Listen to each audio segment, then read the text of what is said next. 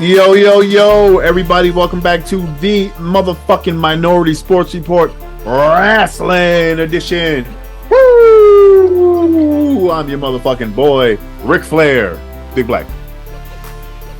I'm your boy, Skame Dollar. Skame Dollar.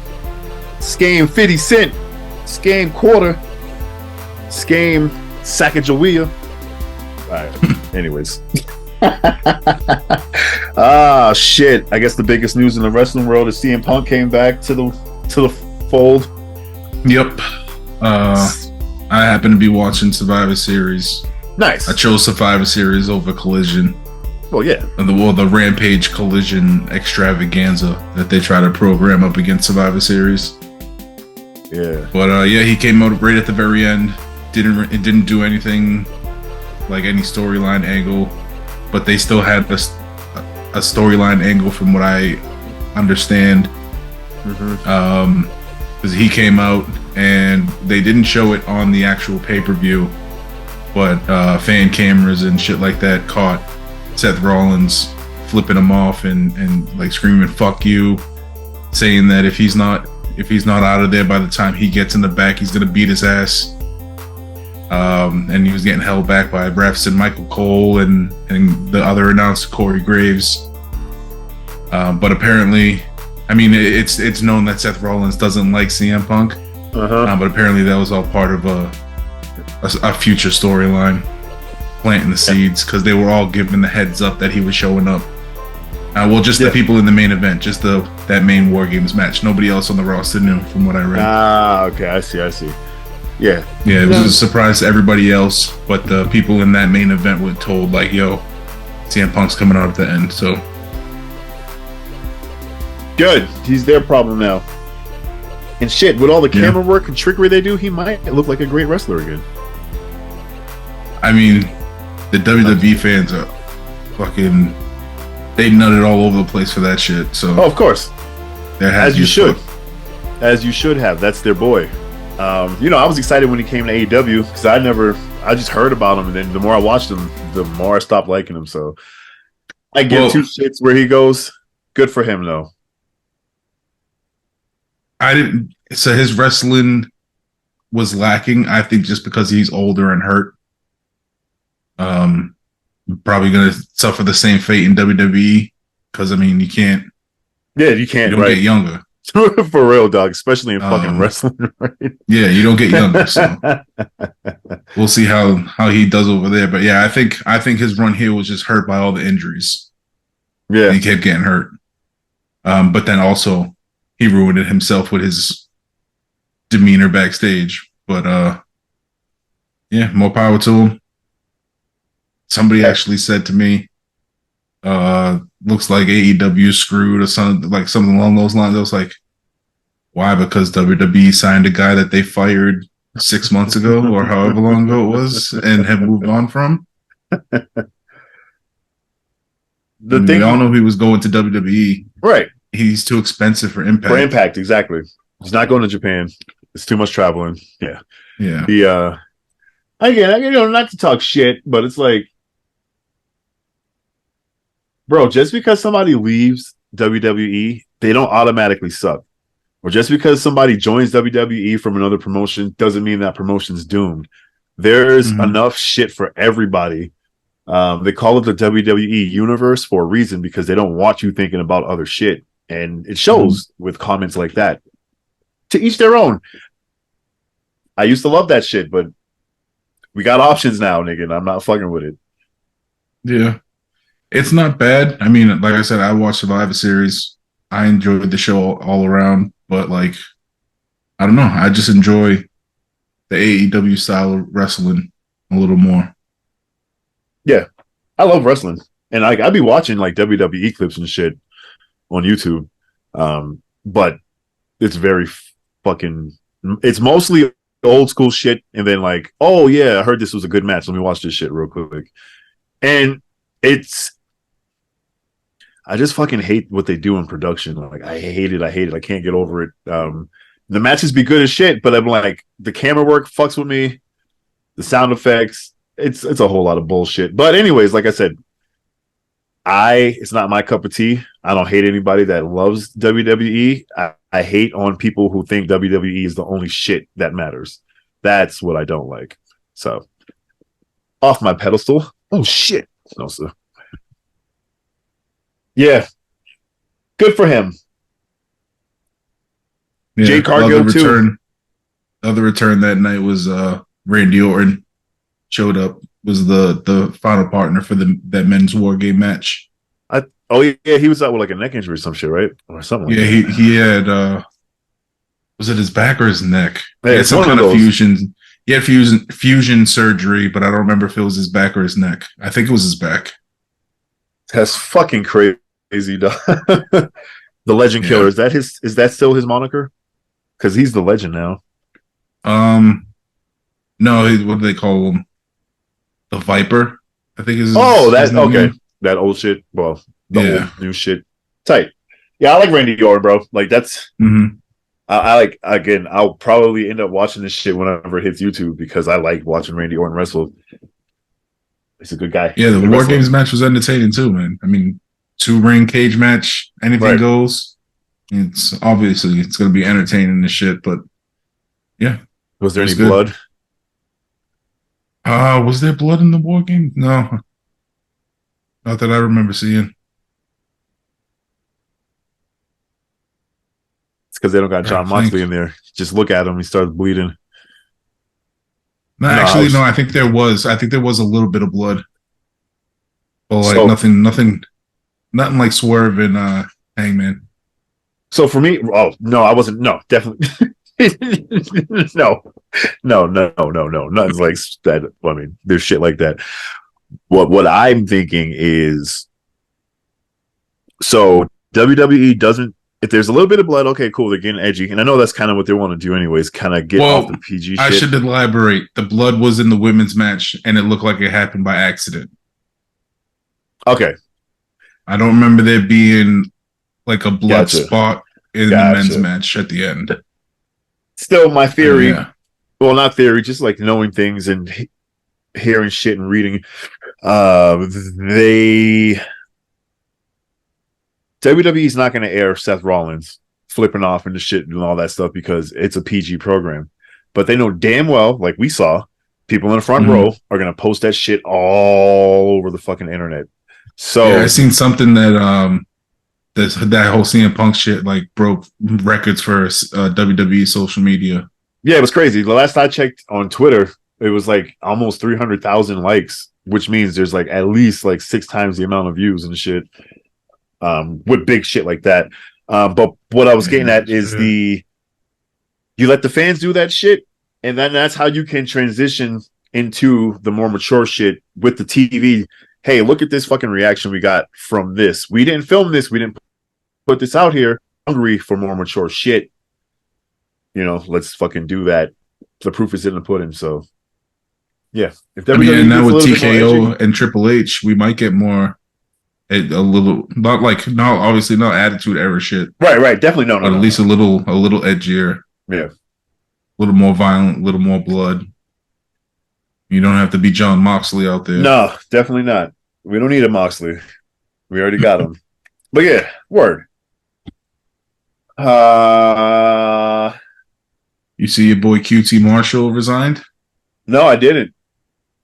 Yeah, so he's resigning from AEW. I think he's riding out the rest of the year, and then he's officially done. Basically said like the company's moving in one direction. He thinks it's time for him to do the same. Yeah. So looks like he's gone as a wrestler and as the VP of talent, whatever it was, talent coordination or some shit like that. So basically, they gave him a platter and said, "Do you, baby? This is all you." And he failed like 6 times. I gotta leave. I think that has to do with it because we know QT Marshall. We know he's a good wrestler and all that shit. But like everything he does in AEW, it's like everyone's like, "What the fuck is this? This is fucking stupid." Yeah, pretty much. You know, so good for him. I'll see. You know, obviously we're fucking wrestling nerds and geeks. We'll hear about him, see what's going on, unless he pulls, just like gets out of the wrestling game completely. But I fucking doubt that. No, maybe he goes to Impact. Yeah. Or he was wrestling for AAA. Maybe he goes back to AAA. Oh yeah, that's true. Or focuses on Or coaching. Japan. Oh yeah, just focuses on his school. Because I'm sure they're not leaving on bad terms if he's finishing out his contract. So again, that could be a feeder into AEW. Yeah, and the article I seen with like that showed his post. He basically took a screenshot of a letter, posted like the two pictures of it, and it said "Thank you AEW" as his caption. So it's like he's not leaving on bad terms at all. Definitely, word. Hell yeah, good for him, QT. Jade still hasn't been on WWE. They want to make sure she's proper Triple H trained. said she wants to be ready. He wants to make sure she's ready for anything. And again, I always got to take these niggas stay talking shit for no reason. I read the article, I read his quote, and he basically said that she was not good enough because where she used to be. And that's no fault to her own. I was like, wow, you suck. Let's fuck it up. I get it. You want her to be your type of wrestler. But don't say that nothing she did in AEW didn't fucking help develop her. That's fucking asinine. And it kind of gets back into that whole shit. Like, it's WWE or nothing else. Like, nah, man. She got her fucking chops wet on TV. A lot of these people do that shit in fucking armories and auditoriums with like fucking 25 people, you know? So it's like, I thought that was extremely uncalled for. But again, it is what it is. It's Triple H. It's WWE. It's like Dana White. Oh my God. Are they the same company now? It's fucking incredible. It's crazy. But yeah, I really don't have much else. Other than Dynamite was tight. Yeah, Dynamite was cool. We got the tournament ongoing. I did see that that Brody upset somebody. Oh, over the weekend? Brody upset fucking God damn it, I can't think of his name right now. Eddie Kingston. Oh. I think he beat Eddie Kingston, so he got the 3 points. Eddie Kingston got 0 for that first match. Okay. Because the belts are all on the line. Yeah, so basically he gave up his belts. So whoever wins at the end is going to be the champion. Yeah. Damn. I don't think it's going to be like, since Brody won, he's not the current champion until somebody beats him out in the tournament. They don't do it that way. Well, yeah, I assumed Eddie had the belts until the scores were tallied up into that last match. No, when they're doing the matches, they have the little table set up outside the ring. Oh yeah, no shit, duh. With Eddie's 2 belts, and right. then the one wrapped up because we don't know what wrapped it looks up like in yet. the bag. But I'm sure you might know what it looks like, or somebody you know might know what it looks like. I don't know what it looks like, but I know that is the actual bag. That there's not another belt as like a placeholder in that bag. That's the actual belt there. It is ready. It is ready. You heard it. Yeah, but I haven't seen a picture of it. I mean, are you asking though? I didn't ask. I'm about to Instagram that nigga. No, sir. Just kidding. Yo, dog, what that belt? No, sir. I heard I'm stretching here. Jay White was not happy with his pay-per-view performance, or wasn't happy with that match. I didn't read the article, but I did see that headline. He wasn't happy with his booking. And it makes sense. But like again, that match wasn't, like we were saying, like that match wasn't necessarily about the wrestling. It was about the story. So Switchblade Blade. Jesus Christ. Switchblade Jay White. God damn it. His time's gonna come.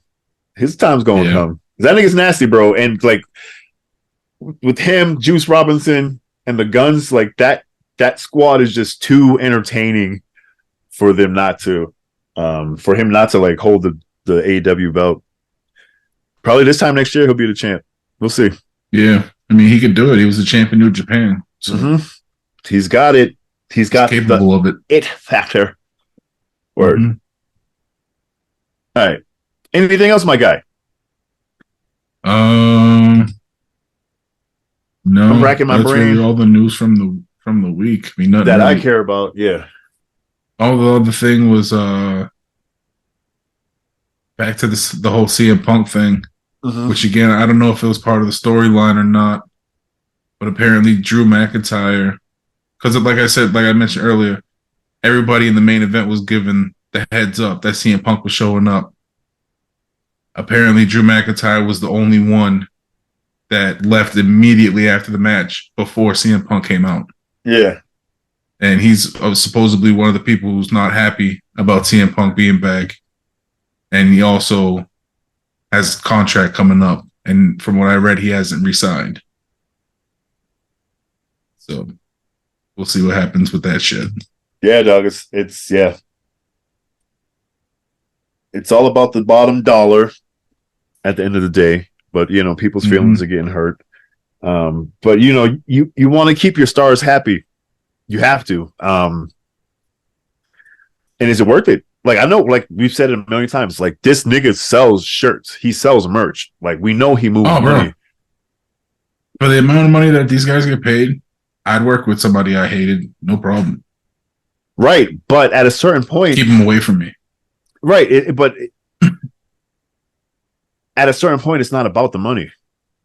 You know what I'm saying? You get to a point in like you hear Stone Cold talk about it, you hear you know, Undertaker, all those motherfuckers, like you get to a certain point where it's not necessarily about the money, it's about you picking the best match that you want to do, you putting on the best fucking story. Yeah, the money is there and it's important, but you know that shit's gonna come anyways. So that's where I feel like he's at that point in his career, like he doesn't have to fucking wrestle with this guy. So again, it's like the money's there, but we see it all the time. NBA, NFL, NHL. Locker room cancers are fucking real, man. And it doesn't matter what they say on the surface. Like, there are people who are fucking pissed that don't want to work with him, that don't see the positives. The negatives outweigh the positives from the worker's point of view, not from the fucking management's point of view, you know? Because, yeah, he's going to fucking make a ton of money and shit. But, yeah, we'll see whoever goes. At the end of the day. And it also didn't help that they didn't talk to anybody else on the roster. Didn't ask anybody's opinion. They just brought him in. Right. And told the guys in the main event, like, yo, heads up, he's coming out. Right. And that's, again, yeah, we'll see. We'll see. We'll see. But I think we're done for the year. Maybe one after the pay-per-view, but I don't even remember when that is. WrestleDream is at the very end of December. Then that is not happening. So we are done. A couple days. I think it's like 20-something, 27th maybe. Hold on. Well, I was thinking the fucking 30th. All right. Wait, was this going? I don't know, because I honestly don't plan on watching it because I'm not gonna be fucking around. Hold on, let me see here real quick. RASSLIN. Oh, I forgot about that fucking WrestleQuest video game I gotta buy. Oh, not WrestleDream. World's End. Yeah, my bad. World's End. Yeah, December 30th. It is the 30th.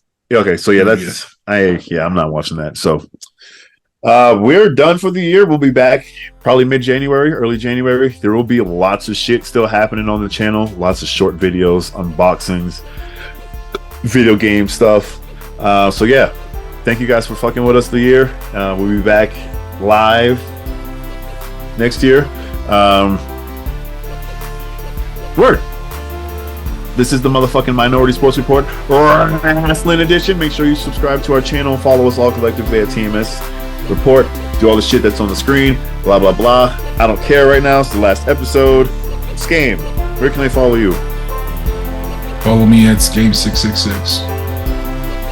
Pop the champagne. Happy New Year, nigga. Just kidding. Follow me. I'm at the Beatnik. We'll be back next year. Peace.